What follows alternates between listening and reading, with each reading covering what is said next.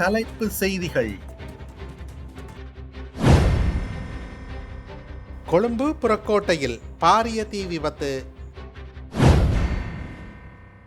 கிளிநொச்சியில் இடம்பெற்ற சமாதானத்திற்கான நடைப்பவனி. மட்டு மாவட்ட முன்னாள் எம்பி கனகசபை காலமானார். போலீஸ் வாட்ஸ்அப் தொலைபேசி இலக்கத்திற்கு 9000 முறைப்பாடுகள்.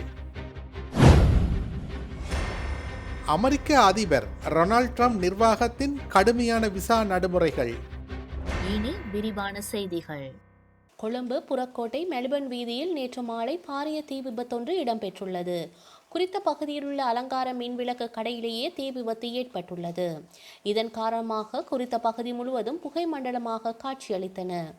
தீப்பரவலை கட்டுப்படுத்த பெல் ரக ஹெலிகாப்டரும் இராணுவத்திற்கு சொந்தமான 2 வாகனங்களும் அனுப்பி வைக்கப்பட்டுள்ளதாக இராணுவ பேச்சாளர் தெரிவித்துள்ளார்.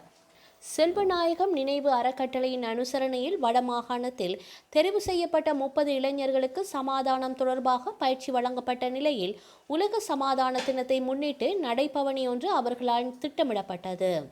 குறித்த நடைபவனியானது உலக சமாதான தினத்தை முன்னிட்டு சனிக்கிழமை காலை 9 மணியளவில் கிளிநொச்சி கரடிப்போக்கு சந்தியில் ஆரம்பமாகி கிளிநொச்சி பேருந்து நிலையம் வரை சென்றது. தமிழ், சிங்கள மற்றும் முஸ்லிம் இளைஞர்கள் சமாதானத்தை வலியுறுத்திய வாசகங்கள் பொறிக்கப்பட்ட பதாதைகளை ஏந்திய வண்ணம் நடைப்பயணத்தில் ஈடுபட்டனர். இந்த நடைப்பயணத்தில் நூற்றுக்கணக்கான இளைஞர்கள், மத குருமார்கள் மற்றும் சமூக செயற்பாட்டாளர்கள் என பலரும் கலந்து கொண்டனர். முன்னாள் ஜனாதிபதி ரணில் விக்ரமசிங்க நேற்று தாம் கைது செய்யப்பட்ட சம்பவம் தொடர்பாக விசேட உரையொன்றை வெளியிட்டுள்ளார். ஐக்கிய தேசிய கட்சியின் 79வது ஆண்டு விழாவில் கலந்து கொண்ட போதே அவர் இந்த உரையை வெளியிட்டுள்ளார். குறித்த முறைப்பாட்டை ஜனாதிபதி அனுரகுமார திசாநாயக்கவின் தற்போதைய செயலாளரினால் தாக்கல் செய்யப்பட்டுள்ளதாக முன்னாள் ஜனாதிபதி குறிப்பிட்டுள்ளார். எவ்வாறாயினும் தாம் உத்தியோகபூர்வ விஜயத்தை முடித்துக்கொண்டு இங்கிலாந்து திரும்பியதாகவும் கொழும்பு திரும்புவதற்கு முன்பு ஒரு இரவை அங்கேயே கழித்ததாகவும் குறிப்பிட்டதுடன் இந்த செயல்முறை முற்றிலும் உத்தியோகபூர்வ விஜயம் என்றும் அவர் தெரிவித்துள்ளார். தாம் அங்கு இருந்ததால் தமக்கு கிடைத்த உத்தியோகபூர்வ அழைப்பை ஏற்றுக்கொண்டதாகவும் அவ்வாறான உத்தியோகபூர்வ அழைப்பு விடுக்கப்படாது இருந்திருப்பினும் தான் இங்கிலாந்திலேயே அன்றைய தினம் இருந்திருப்பேன் என்றும் முன்னாள் ஜனாதிபதி ரணில் விக்ரமசிங்க தெரிவித்துள்ளார். தமிழ் தேசிய கூட்டமைப்பின் மட்டக்களப்பு மாவட்ட முன்னாள் நாடாளுமன்ற உறுப்பினர் தன்மன் பிள்ளை கனகசபை தனது 86வது வயதில் வெள்ளிக்கிழமை காலமானார். மட்டக்களப்பு கழுதாவளையை சேர்ந்த இவர் வயது மூப்பு காரணமாக காலமானார். 1939ஆம் ஆண்டு மார்ச் மாதம் 20ஆம் திகதி பிறந்த ஓய்வு நிலை அரச உத்தியோகத்தரான கனகசபை 2004ஆம் ஆண்டு இடம்பெற்ற பொது தேர்தலில் மட்டக்களப்பு மாவட்டத்தில் தமிழ் தேசிய கூட்டமைப்பு சார்பாக போட்டியிட்டு மாவட்டத்தில் அதிகூடிய விருப்பு வாக்குகளை பெற்று நாடாளுமன்றத்திற்கு தெரிவானவர் என்பது குறிப்பிடத்தக்கது. அம்பாறை மாவட்டத்தின் பல்வேறு பகுதிகளில் குரங்குகளின் தொல்லையால் நகர வர்த்தகர்கள், விவசாயிகள் மற்றும் பாதசாரிகள் பெரும் சிரமங்களை தினம்தோறும் முகம் கொடுத்து வருவதாக அம்பாறை மாவட்ட மக்கள் கவலை தெரிவித்துள்ளனர். தினமும் கொத்தணியாக 300க்கும் மேற்பட்ட குரங்குகள் அம்பாறை மாவட்டத்தின் பல்வேறு பகுதிகளிலும் நடமாடி வருவதுடன் இவ்வாறு அதிகரித்து வருகின்ற குரங்குகளின் தொல்லையை கட்டுப்படுத்த உரிய அதிகாரிகள் எவ்வித நடவடிக்கையும் மேற்கொள்ளவில்லை என்ற குற்றச்சாட்டும் பொதுமக்களினால் முன்வைக்கப்பட்டுள்ளது. இம்மாவட்டத்தில் சவளக்கடை, நாவிதன்வெளி, நட்பிட்டிமுனை, மருதமுனை, சேனை குடியிருப்பு, மணல் சேனை, பாண்டியிருப்பு, பெரிய நீலாவணை, மத்திய முகாம், சொரிக்கல்முனை, சம்மாந்துறை, நிந்தவூர், அட்டாளைச்சேனை, அட்டப்பழம், ஒழுவில், வளாத்தப்பிட்டி, அக்கரைப்பற்று, தம்புளுவில், பொத்துவில், இரக்காமம் பகுதிகளில் உள்ள விவசாய நிலங்களில் விதைப்பு மேற்கொள்ளப்பட்ட நெற்களை சேதப்படுத்துவதும், வியாபார கடைகளில் காட்சிப்படுத்தப்பட்டுள்ள பொருட்களை நாசப்படுத்தி விற்பனைக்காக வைக்கப்பட்டுள்ள பழங்களையும் உண்டு வீணாக்குவதாகவும் குற்றச்சாட்டுக்கள் அடுக்கடுக்காக முன்வைக்கப்படுகின்றன. இது மாத்திரமன்றி இம்மாவட்டத்தில் வீதிகளில் செல்கின்ற பாதசாரிகள் வாகனங்களின் போக்குவரத்தினை குரங்கு கூட்டங்களாக வீதியின் நடுவில் சஞ்சாரம் செய்து தடுத்து வருகின்றன. இதனால் பல விபத்துக்களும் ஏற்பட்டுள்ளன. மேலும் இப்பிரதேச மக்கள் பொருட்களை எடுத்து செல்லும் போது கைகளில் உள்ள உணவுப் பொதிகளை பிடுங்குவதாகவும் இதன் காரணமாக இப்பகுதி மக்கள் பல இடர்களை சந்திக்க வேண்டிய நிலைமை ஏற்பட்டுள்ளதாகவும் தெரிவிக்கப்படுகின்றது. நாட்டில் இடம்பெறும் பல்வேறு குற்றச்செயல்கள் தொடர்பில் முறையிடுவதற்காக பொலிஸ் மா அதிபர் சட்டத்தரணி பிரியாந்த வீரசூரியவினால் அறிமுகப்படுத்தப்பட்ட வாட்ஸ்அப் தொலைபேசி இலக்கத்திற்கு இதுவரை 9,000 முறைப்பாடுகள் கிடைத்துள்ளதாக பொலிஸ் ஊடக பேச்சாளர் எஃப்யூ வுட்லர் தெரிவித்துள்ளார். இந்த முறைப்பாடுகள் குறித்து ஏற்கனவே விசாரணைகள் ஆரம்பிக்கப்பட்டுள்ளதாகவும் அவர் குறிப்பிட்டுள்ளார். பொலிஸ் மா அதிபர் சட்டத்தரணி பிரியாந்த வீரசூரிய 07185988888 என்ற வாட்ஸ்அப் தொலைபேசி இலக்கமூடாக நாட்டில் இடம்பெறும் பல்வேறு குற்றச்செயல்கள் தொடர்பில் முறையிட முடியும் என ஆகஸ்ட் மாதம் 13ஆம் திகதி பொதுமக்களுக்கு அறிவித்திருந்தமை குறிப்பிடத்தக்கது.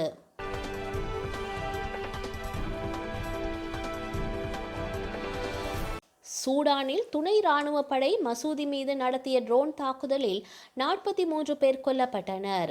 வடக்கு டார்பூரில் உள்ள எல் பாஷர் நகரில் அமைந்துள்ள மசூதியில் மக்கள் கூடியிருந்த சமயத்தில் இந்த ட்ரோன் தாக்குதலானது நடத்தப்பட்டுள்ளது. தாக்குதலுக்கு பின்னர் மசூதி இடிபாடுகளிலிருந்து உடல்கள் மீட்கப்பட்டுள்ளன. சூடானில் இராணுவத்திற்கும் துணை இராணுவத்திற்கும் இடையே ஏப்ரல் மாதம் 2023ஆம் ஆண்டு முதல் உள்நாட்டு போர் நடைபெற்று வருகின்றது. இந்த போரில் பல்லாயிரக்கணக்கான மக்கள் கொல்லப்பட்டுள்ளனர்.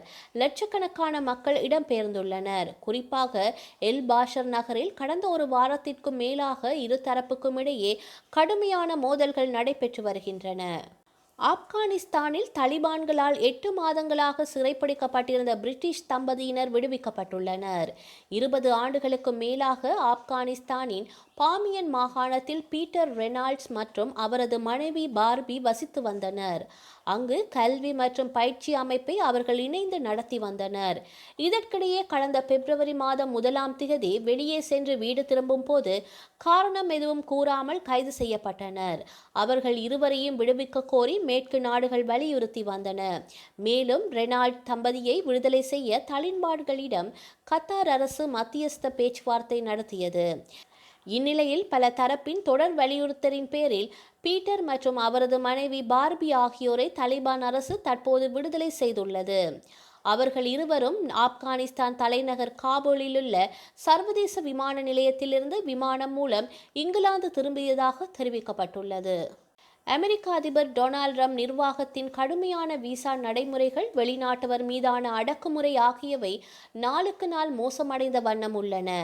இந்நிலையில் கடந்த ஆண்டுடன் ஒப்பிடுகையில் 2025ஆம் ஆண்டு ஜூன் வரை அமெரிக்கா செல்லும் இந்தியர்களின் எண்ணிக்கை கணிசமாக குறைந்துள்ளது. இந்நிலையில் அமெரிக்காவில் வேலைக்கு செல்லும் வெளிநாட்டினர் இனிமேல் H-1B விசா பெற ஆண்டுதோறும் $1,00,000 செலுத்த வேண்டும் என்று ட்ரம்ப் அரசு உத்தரவிட்டுள்ளது. இந்த புதிய உத்தரவு செப்டம்பர் மாதம் 21ஆம் திகதி முதல் அமலுக்கு வரும் என்றும் தெரிவிக்கப்பட்டுள்ளது.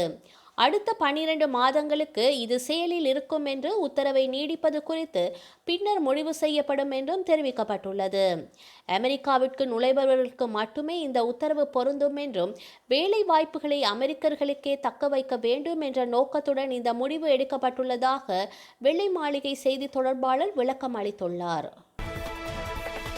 வரலாற்றில் இன்று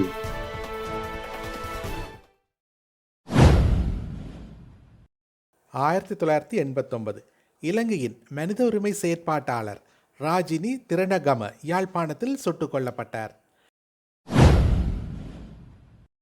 1993 ரஷ்ய தலைவர் போரிஸ் ஜெல்சின் நாடாளுமன்றத்தை கலைத்து அரசியலமைப்பு சட்டத்தை ரத்து செய்தார்.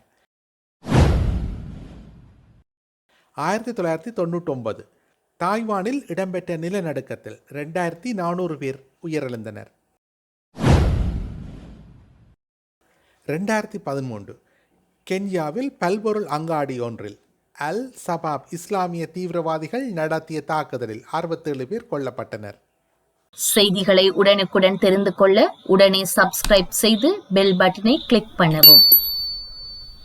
மேலதிக செய்திகளை தமிழ் தாய் இணையதளத்தில் பார்வையிடலாம்.